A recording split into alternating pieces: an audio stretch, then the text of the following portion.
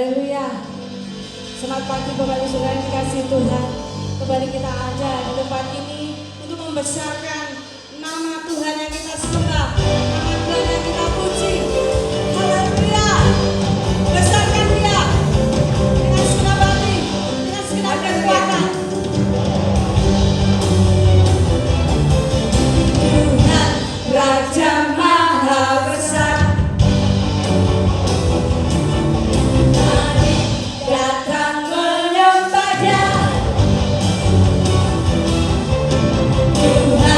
Raja Maha Besar, mari datang menyembah Dia, yang mencipta dunia ini, yang membentuk gunung-gunung, kehadirannya datanglah, nyanyi bersyukur padanya, dengan bersuka bernyanyilah.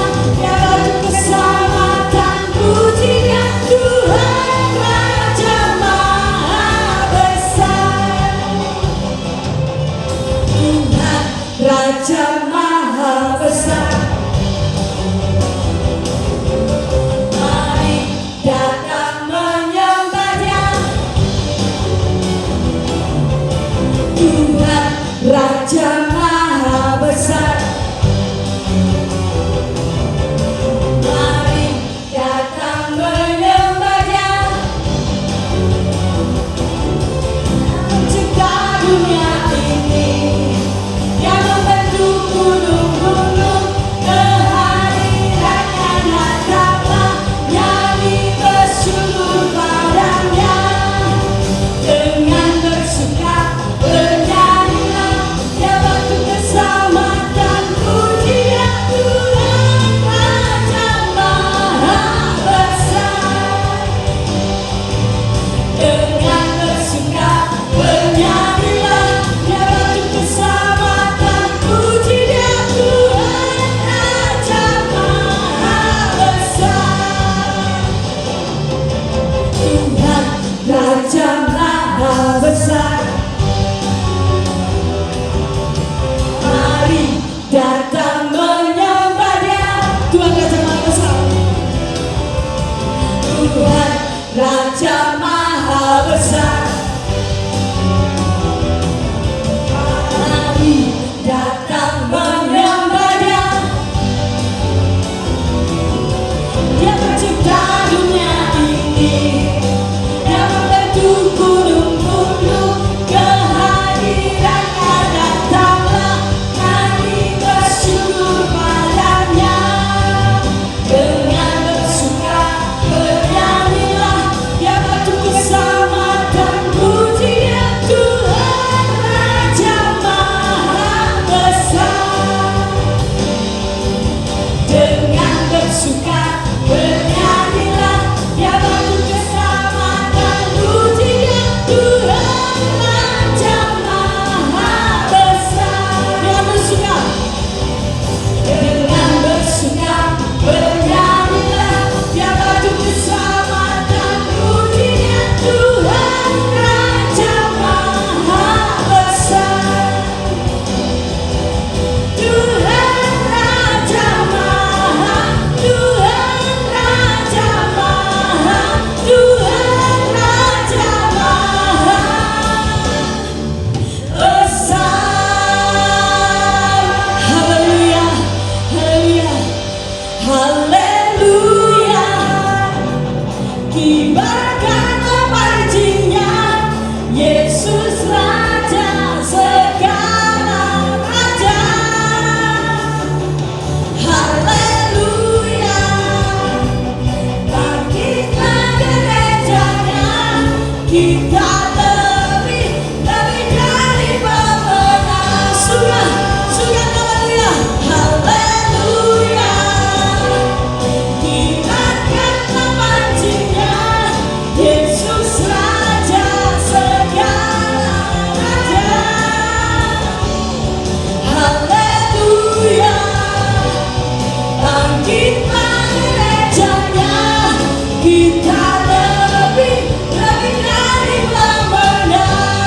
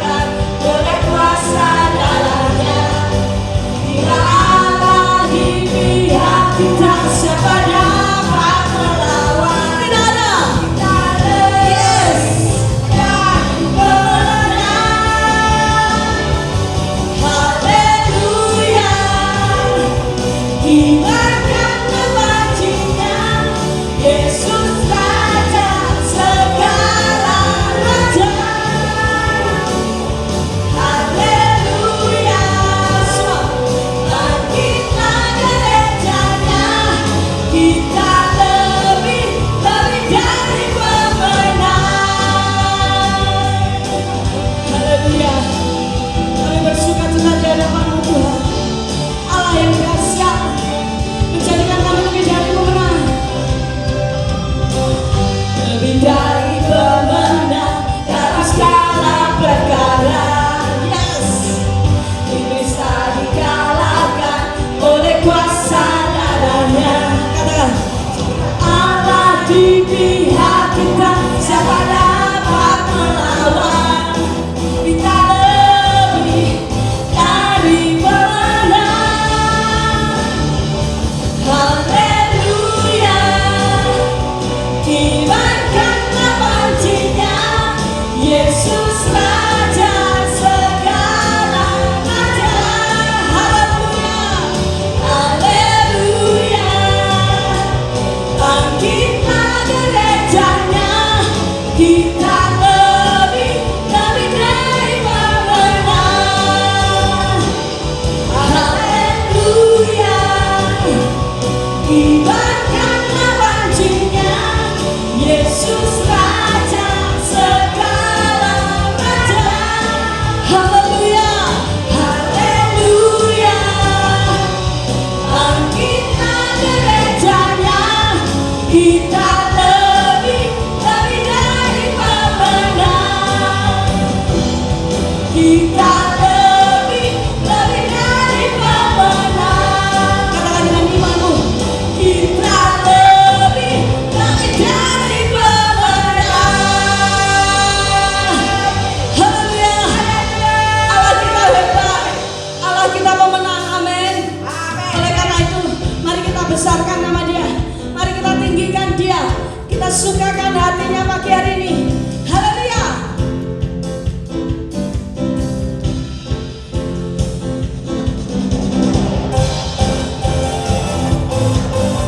Bersorak-sorai lebih lagi bagi Tuhan.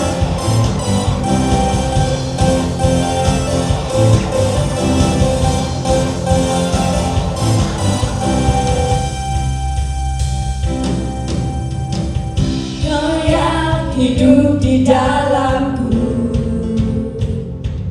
menjadikanku lebih dari pemenang. Seluruh bumi tinggikan nama-Mu, menyatakan kebesaran dan keagungan-Mu. Yesus, Tuhanku pemenang, Raja segala raja, perbuatan-Mu ajaib dan perkasa. Kaulah Tuhanku yang hebat, kuasa iblis dikalahkan, surga bumi bersorak. Ayo bersorak-sorai lebih lagi bagi Tuhan yang hebat, Tuhan yang menjadikan saudara dan saya lebih dari pemenang. Kau yang hidup di dalamku, Kau yang hidup di dalamku, menjadikanku lebih dari pemenang. Seluruh bumi tinggikan nama-Mu, menyatakan kebesaran dan keagungan-Mu. Yesus, Yesus, Tuhanku pemenang, Raja segala raja, perbuatan-Mu ajaib dan perkasa.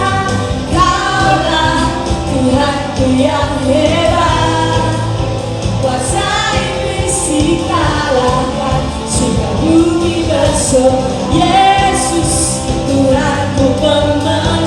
Amin. Raja segala raja, perbuatan-Mu ajaib dan perkasa. Kaulah Tuhanku yang hebat, kuasa iblis dikalahkan, surga bumi bersorak. Terima kasih Tuhan, Kau sungguh Allah yang hebat, Allah yang perkasa di dalam hidup kami, menjadikan kami lebih dari pemenang.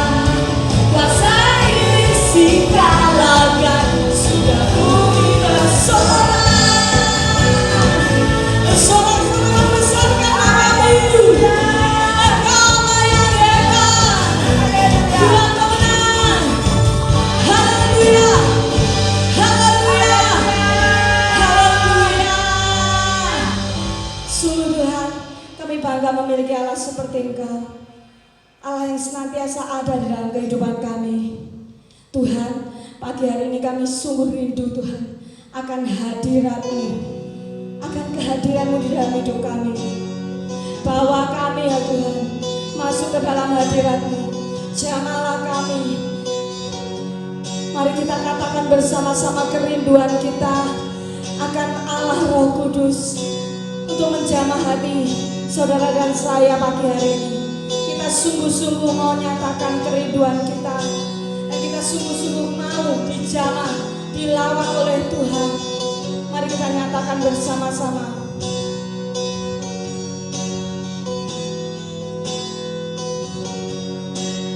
Datang Roh Kudus, Kau hidup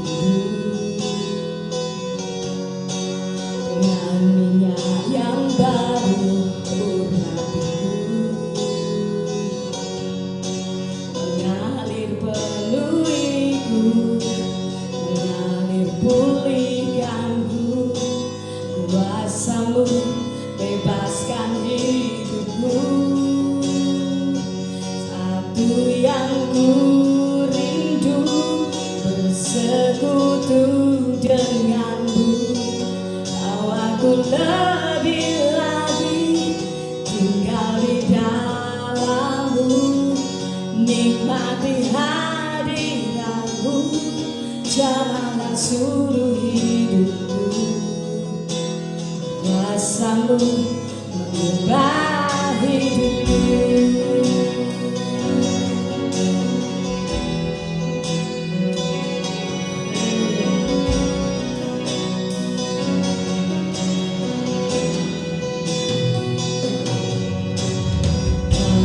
Holy Spirit, fall down. I need Your anointing come down. I love You, Holy Spirit. You're captivating my soul, and every day I grow to love You more. For Your hand, You hold my life in Your hands, drawing me closer to You. I feel Your power in You. Nothing compares to this place when I can see You face to face. I worship You in spirit and truth.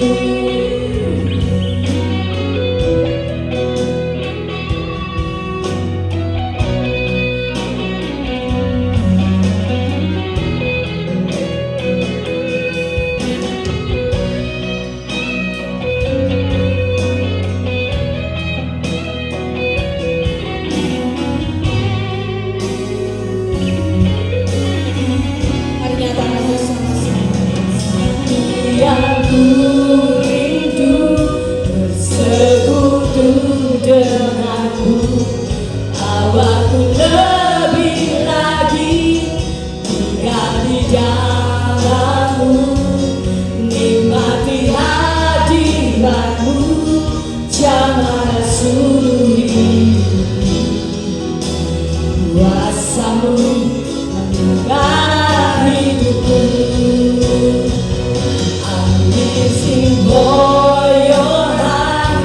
You hold my life in Your hands, drawing me closer to You. I feel Your power in You. Nothing compares to this place where I can see You face to face. I worship You in spirit and in truth. Spirit and in truth. Spirit and in truth.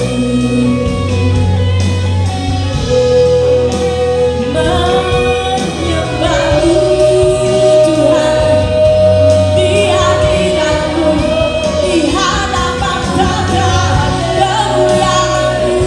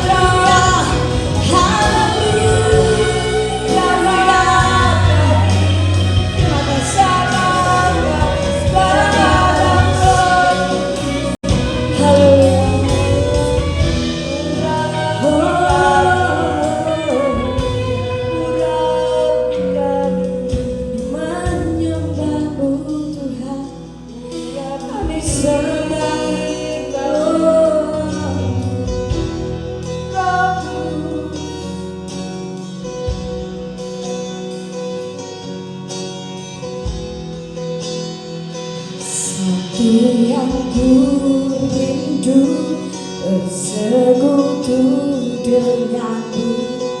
Awalku lebih lagi tinggal di dalammu, nikmati hadiratmu, jamalah seluruh hidupku.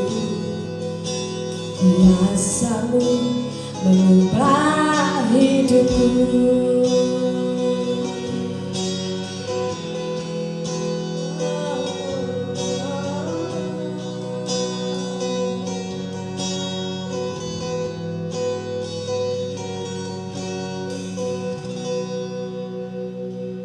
Sungguh indah hadirat-Mu Tuhan.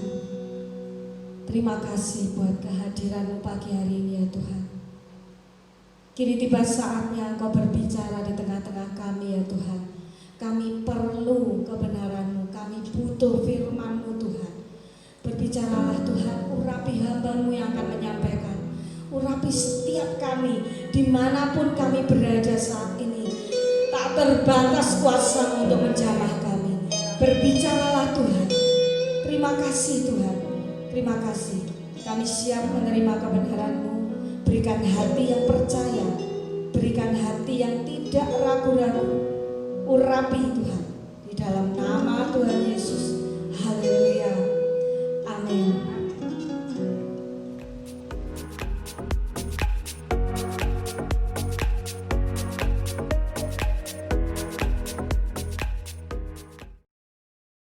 Salah satu pelajaran yang dapat kita tarik dari sejarah adalah bahwa Allah sering memakai orang-orang yang sederhana untuk rencananya yang besar. Orang-orang dengan latar belakang yang dalam penilaian umum tidaklah istimewa, namun Allah di dalam anugerahnya memanggil, memproses, melengkapi, dan memakai yang bersangkutan untuk karyanya yang istimewa. Bukan berarti dengan demikian, maka Allah tidak suka memakai orang-orang yang berlatar belakang terpandang. Yaitu seperti mereka yang dilahirkan dalam keluarga yang berada dan menempuh pendidikan yang hebat atau memiliki bakat yang luar biasa. Tentu Allah juga bersedia untuk memakai orang-orang yang seperti itu. Hanya saja memang Alkitab juga mencatat bahwa Allah acap kali memakai orang-orang yang sederhana untuk rencananya yang besar.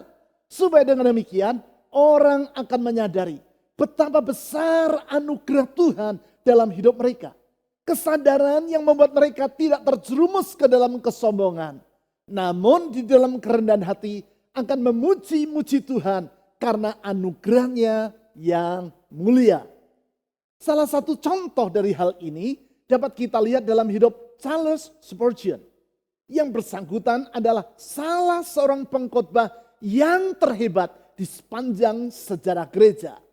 Sedemikian hebat kemampuan yang bersangkutan dalam berkhotbah, sehingga hamba Tuhan dari Inggris yang hidup 200 tahun yang lampau ini disebut orang dengan julukan The Prince of Preachers. Pangeran dari para pengkhotbah. Suatu julukan yang menggambarkan kehebatan dirinya dalam berkhotbah. Setiap minggu tidak kurang dari 10.000 orang datang untuk mendengarkan khotbah yang ia sampaikan di Metropolitan Tabernacle, gereja yang ia gembalakan di kota London. Padahal di zaman itu belum terdapat alat pengeras suara atau loudspeaker seperti pada masa sekarang. Rata-rata setiap pekan ia menyampaikan 10 khotbah yang berbeda. Ketika Spurgeon meninggal dunia di usia 57 tahun, ia mewariskan tidak kurang dari 3.600 khotbah yang dihimpunkan menjadi 49 jilid buku dan yang sampai sekarang masih dibaca orang. Charles Spurgeon menerima Yesus sebagai Tuhan saat ia berusia 15 tahun. Hari itu di tengah badai salju, ia berjalan kaki menyusuri jalan di kota Colchester. Sebuah kota kecil tidak terlalu jauh dari kota London untuk menemui seorang temannya. Karena salju turun dengan sangat lebat, ia harus mencari tempat untuk berteduh. Ia melihat sebuah gedung gereja. Kebetulan hari itu adalah hari Minggu dan pada jam ibadah. Segera Spurgeon masuk ke dalam gedung gereja Metodis itu. Duduk di kursi deretan belakang. Bukan untuk beribadah, namun sekadar ingin berteduh dari badai salju. Hari itu memang salju turun dengan sangat lebat. Sehingga gereja itu praktis dalam keadaan kosong. Hanya belasan orang saja yang hadir di situ. Bahkan gembala jemaat pun tidak dapat hadir karena terhalang oleh badai. Karena gembala yang seharusnya berkhotbah tidak datang, maka akhirnya salah seorang anggota jemaat dengan terpaksa maju ke mimbar untuk menyampaikan khotbah tanpa persiapan. Pengkhotbah dadakan ini menyampaikan khotbah berdasarkan ayat yang sudah dijadwalkan untuk dikhotbahkan pada hari itu. Yaitu Yesaya pasal 45 ayat 2. Sesudah 10 menit ia berkhotbah tanpa juntrungan yang jelas. Yang bersangkutan mulai kehabisan kata-kata. Walaupun saat itu suhu udara sangat dingin. Tetapi dahi si pengkhotbah basah dengan keringat. Karena tidak tahu apa yang harus ia katakan lagi. Mendadak si pengkhotbah itu menunjuk ke arah kursi di deretan belakang. Dan berkata, anak muda, engkau yang duduk di belakang di sana. Kalau engkau datang ke tempat ini dengan beban dan pergumulan. Saya ingin engkau mengetahui bahwa Tuhan Yesus adalah jawaban bagi persoalanmu. Bukalah hatimu dan terimalah Yesus sebagai Tuhan dan Juru Selamatmu. Pemuda yang ia maksudkan adalah Charles Spurgeon. Saat Spurgeon mendengar kata-kata itu, heran. Kalimat tersebut menusuk hatinya. Ia pun maju ke depan dan menyerahkan dirinya dalam iman kepada Tuhan Yesus. Peristiwa tersebut menjadi titik tolak dari pembaharuan hidupnya. Melalui peristiwa itu lahirlah salah seorang pengkhotbah yang terulung di dunia. Pelajaran yang penting di sini adalah siapakah nama anggota jemaat yang nekat berkhotbah dan yang telah membuat Charles Spurgeon untuk membuka hati kepada Yesus tersebut? Tidak seorang pun yang mengetahui atau mengingat namanya. Hanya di surga nanti kita akan mengenal siapa yang bersangkutan. Namun yang pasti peristiwa ini menunjukkan bahwa Tuhan telah memakai seorang pengkhotbah dadakan. Yang khotbahnya berputar-putar tanpa arah. Untuk melahirkan Charles Spurgeon. Seorang pengkhotbah yang luar biasa. Memang Tuhan adalah pribadi yang suka memakai alat-alat yang sederhana untuk melakukan perkara-perkara yang besar. Dan melalui tindakannya itu, ia menunjukkan kasih kedaulatan serta anugerahnya. Hal ini pula lah yang dapat kita lihat dalam diri Maria. Pribadi yang dipakai Allah untuk melahirkan Yesus Kristus 2000 tahun yang lampau. Pribadi yang memperoleh anugerah Allah untuk menghadirkan Sang Juru Selamat di dunia. Anugerah Allah yang sangat istimewa yang diterima oleh Maria sebagaimana yang diwartakan oleh malaikat Gabriel kepada dirinya dan dicatat di dalam Lukas pasal 1 ayat 30 sampai 33. Melalui apa yang dialami oleh Maria ini, kita dapat melihat mengapa di dalam segala keadaan kita tidak perlu merasa takut. Yaitu karena sesungguhnya rencana Tuhan jauh lebih besar dan lebih indah melampaui apa yang dapat kita pahami. Dengan demikian, kalaupun saat ini saudara sedang melewati masa yang tidak mudah, Anda tidak perlu merasa khawatir. Karena sesungguhnya anugerah Allah memungkinkan dirimu untuk hidup melampaui keadaanmu. Kalau saat ini saudara sedang melewati masa yang sukar, Anda tidak perlu merasa gentar. Karena sesungguhnya rencana Allah sangat besar bagi kita, anak-anaknya. Untuk melihat hal ini, saya mengajak saudara membaca pesan Tuhan yang disampaikan malaikat kepada Maria tadi. Namun sebelumnya, kita akan membaca latar belakang dari peristiwa tersebut. Yaitu sebagaimana yang dicatat di dalam Lukas pasal 1 ayat 26 sampai 29. Lukas pasal 1 ayat 26 sampai 29.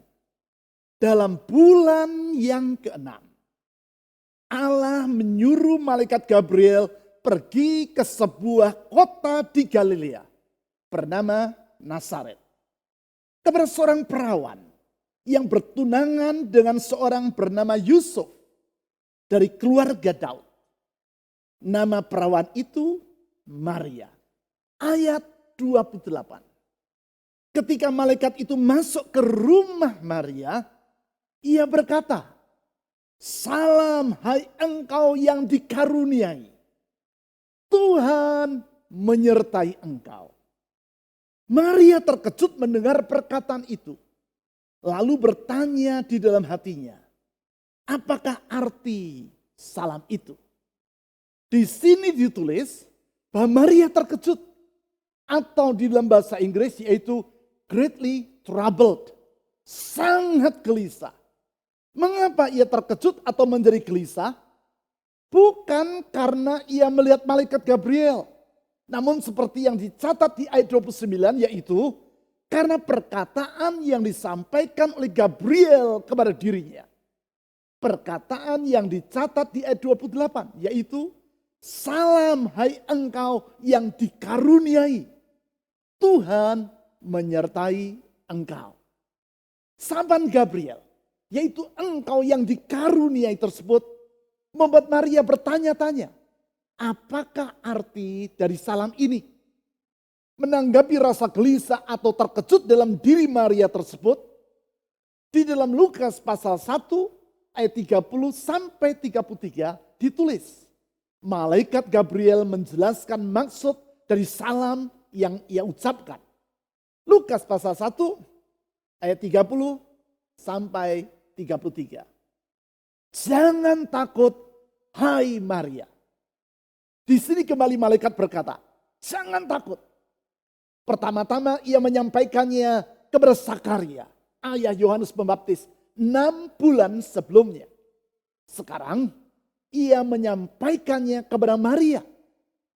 Kalau di kali pertama ia sampaikan di Yerusalem, wilayah Yudea, yaitu sementara Zakaria melayani di dalam bait suci. Sekarang ia sampaikan di Nazaret, wilayah Galilea, ketika Maria sedang berada di dalam rumahnya. Kalau di kali yang pertama Gabriel menyampaikan mengapa Zakaria tidak usah merasa takut, yaitu karena Allah telah menjawab doa yang dipanjatkan oleh Zakaria. Sekarang ia menyampaikan alasan mengapa Maria tidak usah merasa takut. Yaitu kita baca, sebab alasannya engkau beroleh kasih karunia di hadapan Allah. Mengapa Maria tidak usah merasa takut? Sebab ia memperoleh kasih karunia di hadapan Allah. Kasih karunia atau di dalam bahasa Inggris favor. Apakah arti dari kata favor ini? Favor artinya adalah kindness beyond what is due or usual. Atau kebaikan yang bersifat luar biasa. Kepada seorang pemudi dari sebuah kampung yang kecil dan sederhana yang bernama Nazaret di daerah perbukitan Galilea. Tuhan memberikan kebaikan yang istimewa, favor, atau diistilahkan dalam Alkitab kita sebagai kasih karunia. Kemudian lebih lanjut Gabriel menjelaskan kasih karunia atau favor yang diterima oleh Maria ini. Ayat 31. Sesungguhnya engkau akan mengandung dan akan melahirkan seorang anak laki-laki. Dan hendaklah engkau menamai dia Yesus. Iya, Yesus. Akan menjadi besar dan akan disebut anak Allah yang maha tinggi. Dan Tuhan Allah akan mengaruniakan kepadanya tahta Daud, bapa leluhurnya. Dan ia akan menjadi raja atas kaum keturunan Yakub sampai selama-lamanya. dan kerajaannya tidak akan berkesudahan. Dengan berkata seperti demikian, maka Gabriel menyatakan wujud dari kasih karunia Allah atau God's favor bagi Maria adalah rencananya yang besar bagi yang bersangkutan. Rencana untuk menghadirkan Mesias, yaitu Sang Juru Selamat dunia melalui rahim Maria. Singkat kata, Gabriel berkata, jangan takut Maria, Allah memiliki rencana untuk dirimu. Jangan cemas Maria, engkau beroleh kasih karunia, yaitu Allah memiliki rancangan untuk hidupmu. Saya memandang bahwa pesan yang disampaikan oleh Gabriel ini sangat relevan untuk kehidupan kita di masa kini. Di tengah masa di mana banyak orang merasa cemas, resah, bahkan takut akan hari esok dan bertanya, kalau memang Tuhan memiliki kasih karunia bagi diriku, mengapa keadaan yang kuhadapi sangatlah sukar? Inilah pesan Allah. Jangan takut. Allah memiliki rencana untuk hidupmu. Perhatikan paparan Gabriel tentang rencana Allah bagi Maria. Yaitu bahwa Allah akan memakai Maria sebagai pribadi yang akan menghadirkan Yesus Kristus, Sang Mesias di dunia. Melaluinya kita dapat melihat 3 sifat dari rencana Tuhan. 3 sifat yang perlu kita pahami. Sehingga di segala keadaan kita tidak merasa cemas atau gelisah. Di dalam segala keadaan kita dapat berkata seperti yang dikatakan oleh malaikat Gabriel. Baik kepada Zakaria maupun Maria. Fear not, jangan takut. Ketiga sifat dari rencana Tuhan tersebut adalah yang pertama, yaitu bahwa rencana Tuhan tidak selalu sama dengan rencana kita. Saya ulang, rencana Tuhan tidak selalu sama dengan rencana kita. Di ayat 27 tadi, sedikit dijelaskan tentang siapakah Maria itu. Dikatakan bahwa Maria adalah seorang pemudi yang telah bertunangan dengan seorang bernama Yusuf. Bertunangan artinya Maria dan Yusuf telah bersepakat bahwa mereka akan menikah. Bertunangan artinya mereka berdua telah membuat rencana untuk berumah tangga. Dapat diperkirakan bahwa keluarga mereka sudah merencanakan kapan Maria dan Yusuf akan menikah. Kalau di zaman sekarang, bukan saja tanggal pernikahan sudah ditetapkan, tempat pesta pernikahan juga sudah dipesan, gaun pengantin sudah dirancang, menu pesta sudah disusun, bahkan kartu undangan untuk perkawinan juga sudah dicetak.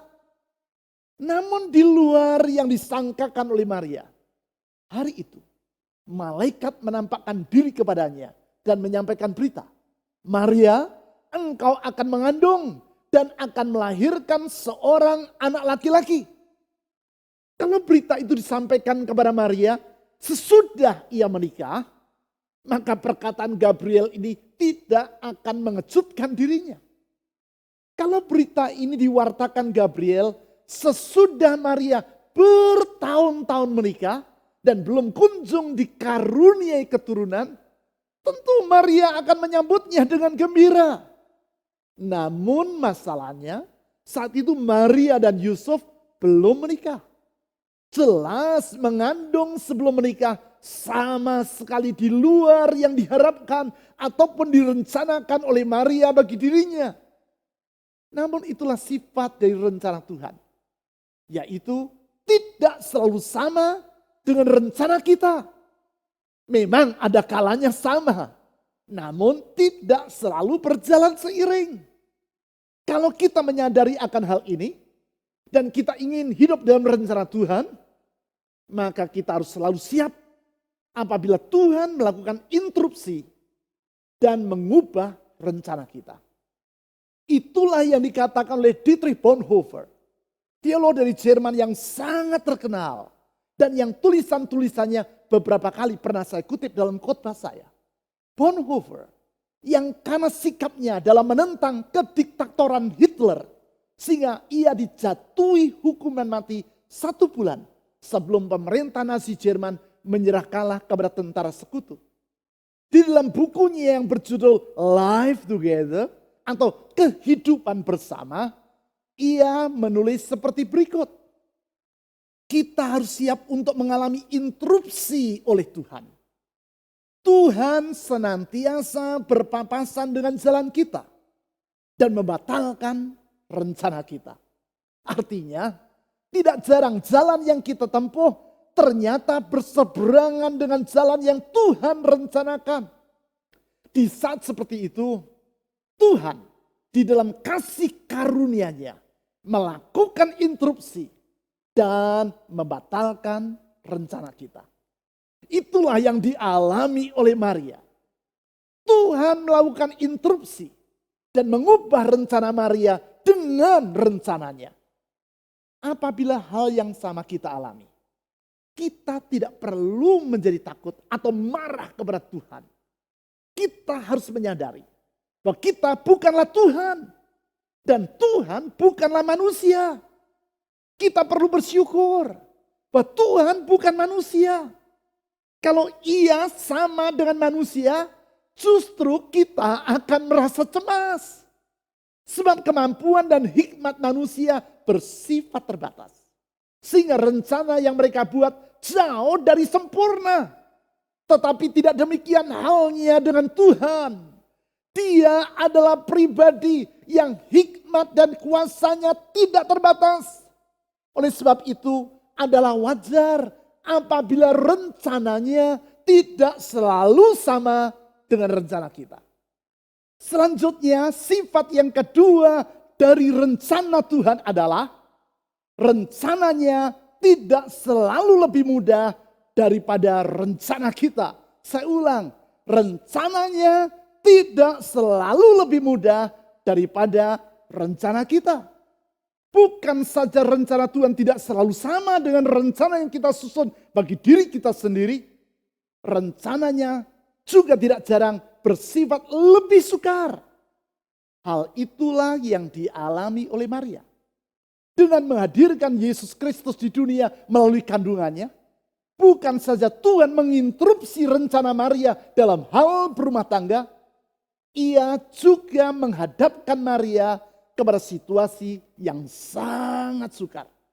Sebab mengandung sebelum menikah bagi orang Yahudi pada zaman itu bukan saja merupakan suatu aib, tetapi juga merupakan suatu pelanggaran terhadap hukum yang sangat berat. Bukan saja yang bersangkutan akan menjadi bahan gunjingan dan cemoohan orang, ia juga akan menghadapi hukuman yang sangat berat. Sebab berdasarkan hukum Taurat, maka Yusuf berhak untuk mengadukan Maria ke mahkamah agama. Yaitu dengan tuduhan bahwa Maria telah berzina.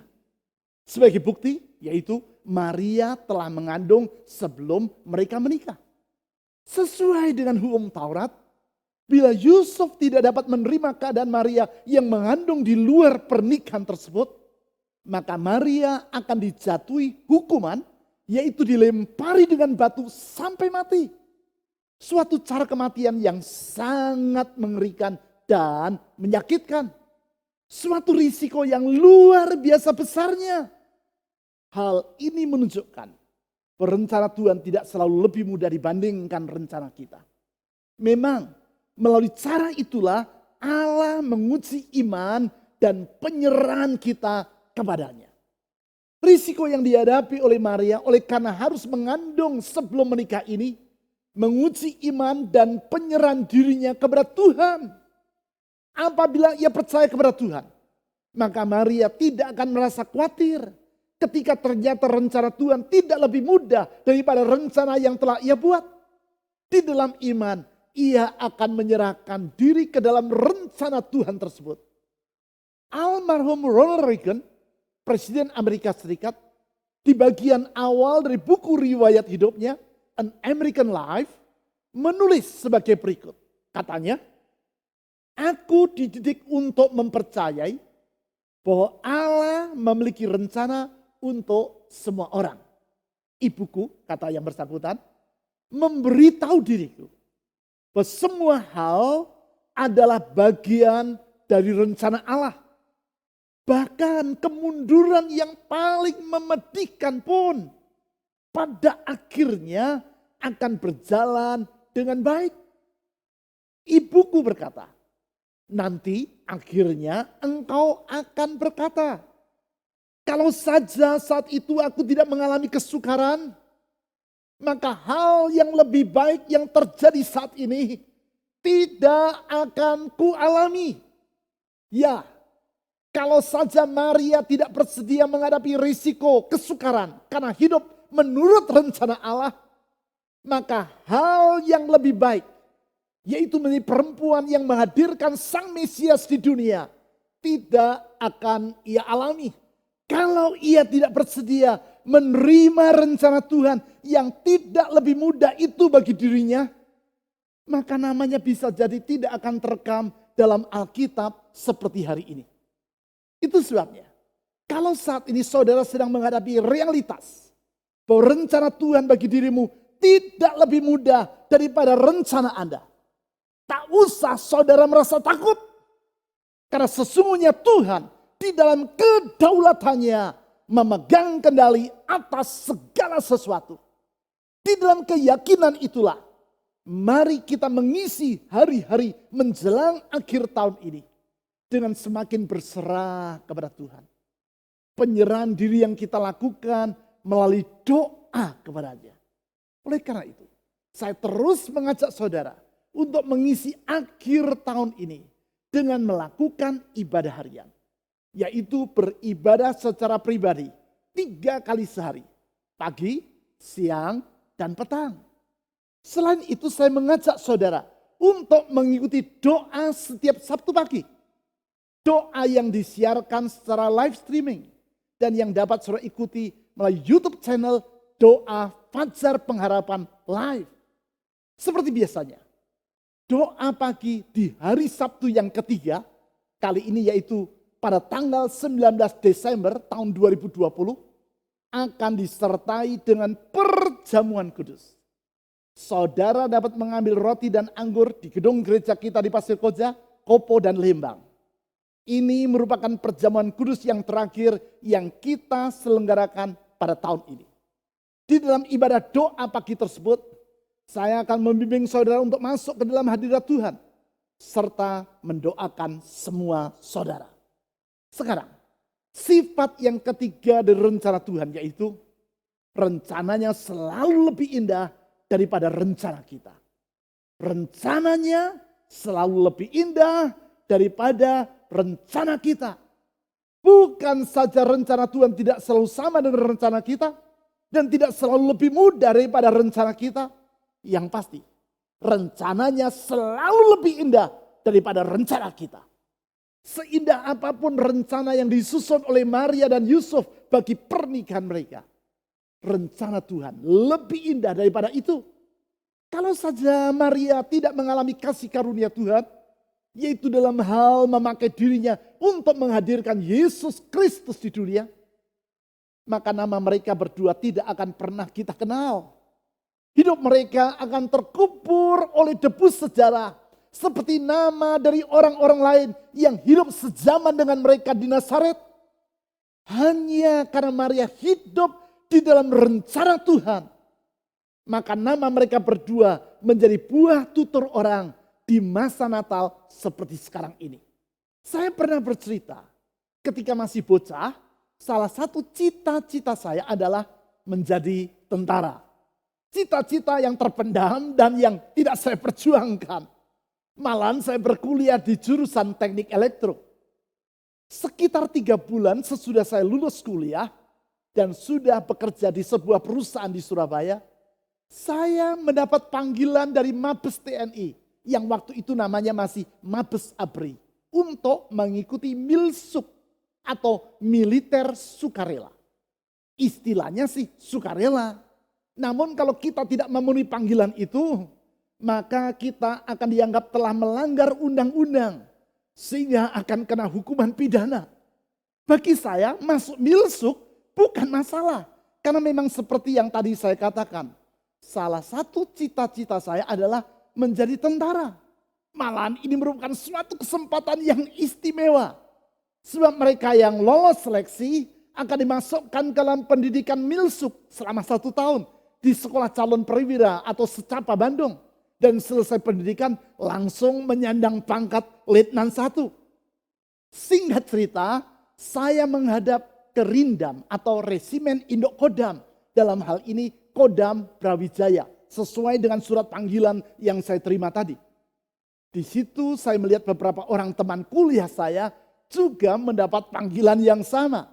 Salah satunya adalah teman karib saya. Hanya bedanya adalah kalau saya memang ingin menjadi tentara, teman karib saya ini sama sekali tidak menginginkannya. Karena ayahnya sudah menjadi tentara. Adik dan kakak dari ayahnya semuanya anggota TNI. Dari kecil ia hidup di tangsi militer. Karena mengetahui susahnya hidup sebagai seorang tentara, maka dia tidak ingin masuk TNI. Dan ia berkuliah di jurusan teknik elektro ITS bersama saya. Sesudah melewati tes pengetahuan umum, tes mental ideologi, terakhir kami harus melewati tes kesamaptaan jasmani. Itulah tes kesehatan fisik. Teman saya, karena tidak ingin lulus tes, maka malam sebelum keesokannya akan mengikuti tes kesehatan di Rumah Sakit Angkatan Laut di Surabaya, sengaja dia tidak tidur semalam suntuk. Tujuan yang bersangkutan adalah agar supaya hasil tes kesehatannya buruk dan dia tidak lulus. Sedangkan saya menyiapkan diri dengan sebaik-baiknya supaya lulus tes. Kami semua melewati berbagai macam ujian kesehatan. Beberapa hari kemudian hasil tes diumumkan. Dan mereka yang lulus tes keesokan harinya harus sudah siap untuk diberangkatkan ke Bandung dan memasuki pendidikan. Saya lihat di papan pengumuman nama saya termasuk yang tidak lulus tes. Sedangkan teman saya yang tidak ingin masuk TNI tadi malah lulus tes dan harus masuk milsuk. Sekarang sekian tahun telah berlalu. Apakah saya menyesal dengan apa yang saya alami hari itu? Tidak. Saya tidak menyesal. Bukan berarti menjadi anggota TNI adalah hal yang tidak baik. Tentu baik dan sangat baik. Namun Tuhan memiliki rencana yang berbeda untuk diri saya. Rencana yang lebih indah daripada rencana yang saya susun untuk diri saya sendiri. Satu pelajaran yang saya petik dari semua yang telah saya alami dalam kehidupan ini. Yaitu, kalaupun rencana Tuhan tidak sama dengan rencana kita. Bahkan tidak mudah. Namun yang pasti, rencananya selalu lebih indah. Tahun ini kita akan merayakan Natal dan memasuki tahun yang baru dengan ibadah awal tahun yang berbeda dengan tahun-tahun yang sebelumnya. Epidemi yang terjadi di seluruh dunia dan yang sampai hari ini masih belum terkendali mengharuskan kita untuk merayakannya secara online. Hal ini adalah dengan maksud agar supaya jangan terjadi kerumunan orang banyak yang tentunya bersifat sangat riskan terhadap paparan virus. Kalaupun rencana Tuhan bagi kita dalam merayakan Natal dan ibadah awal tahun tidak seperti yang kita rencanakan, kita yakin bahwa di balik semua ini terdapat maksudnya yang indah. Perayaan Natal untuk saudara yang biasa mengikuti ibadah Main Worship Service atau MWS dan ibadah kaum profesi muda atau Fusion akan dilaksanakan secara bersamaan. Yaitu pada hari Jumat 25 Desember di dalam 4 kali ibadah. Saudara tidak dapat mengikutinya kapan saja. Seperti ibadah yang sedang saudara ikuti saat ini. Sebab pada hari itu kita juga akan melaksanakan ibadah Natal untuk anak-anak maupun pelajar mahasiswa melalui channel YouTube yang sama. Berarti saudara hanya dapat mengikuti ibadah Natal tersebut pada jam-jam yang tertera pada layar saudara. Kemudian seminggu sesudahnya kita akan melaksanakan ibadah awal tahun. Yaitu pada hari Jumat tanggal 1 Januari. Ibadah yang disertai dengan perjamuan kudus ini akan dilaksanakan 2 kali saja. Yaitu pada pukul 8 dan 10 pagi. Ibadah ini juga tidak dapat diikuti kapan saja. Namun hanya pada jam-jam seperti yang telah saya sebutkan tadi. Dalam ibadah itu kita akan berdoa mengucap syukur kepada Tuhan untuk semua kebaikannya yang telah kita alami di tahun 2020. Dan menyerahkan kepada Tuhan harapan-harapan kita untuk tahun 2021. Di dalam ibadah awal tahun tersebut, saya akan menyerahkan semua harapan saudara itu kepada Tuhan melalui doa.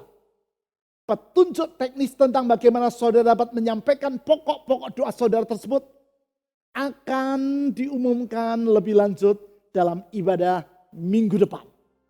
Yang perlu kita lakukan sekarang adalah datang kepada Tuhan dalam penyerahan diri seperti yang telah dilakukan oleh Maria.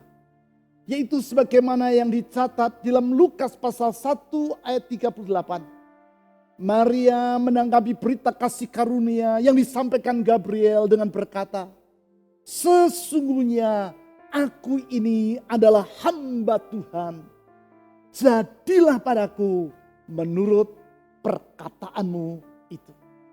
Itulah iman yang diwujudkan dalam penyerahan diri kepada rencana Tuhan. Itulah iman kepada kasih karunia Tuhan.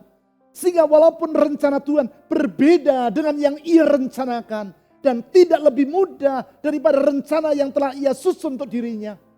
Maria tetap yakin bahwa rencana Tuhan adalah yang terindah bagi hidupnya. Di dalam iman dan penyerahan diri yang sama, mari kita datang kepada Tuhan Yesus melalui doa.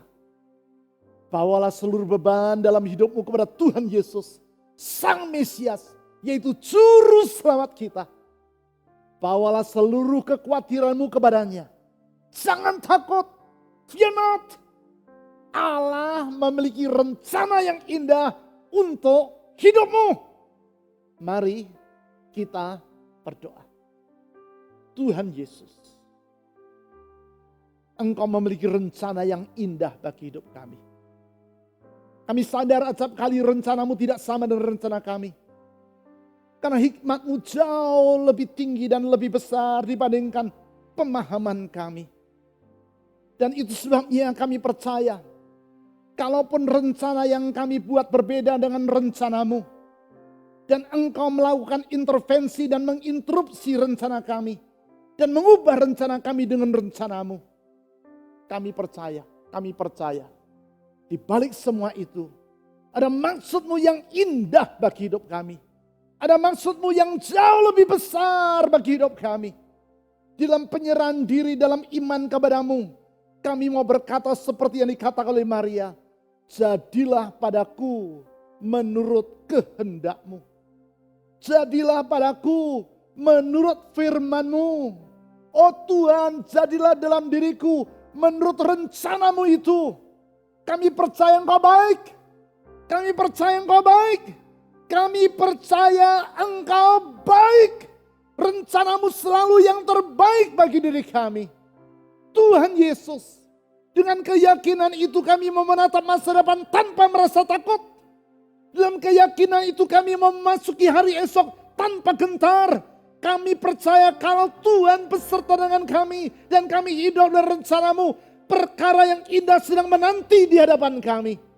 Saya berdoa, ulurkan tangan kasih-Mu, ulurkan tangan-Mu yang penuh dengan kuasa itu, mengangkat setiap beban dalam hidup dari anak-anak-Mu, menghapuskan rasa khawatir, cemas dan takut, menggantikannya dengan sukacita yang besar. Karena di dalam Engkau ya Tuhan Yesus, kami tahu ada pengharapan yang tidak mengecewakan. Ulurkan tangan-Mu yang menyembuhkan dan memulihkan, membuka jalan tepat pada waktunya. Tuntun dan sertai kami ya Tuhan, melewati tahun ini dan memasuki tahun yang baru dengan pengharapan. Karena kami yakin mujizat Tuhan belum selesai. Engkau tetap sanggup melakukannya dalam hidup kami. Saya berdoa sekali lagi menyerahkan beban dalam hidup anak-anak-Mu. Beban dalam rumah tangga, pekerjaan, ekonomi dan kesehatan mereka. Menyerahkan masa depan mereka ke dalam kasih Tuhan. Dan di dalam nama Yesus Kristus, Juru Selamat yang hidup, Tuhan yang telah bangkit dari kematian dan hidup untuk selama-lamanya, kami berdoa. Amin.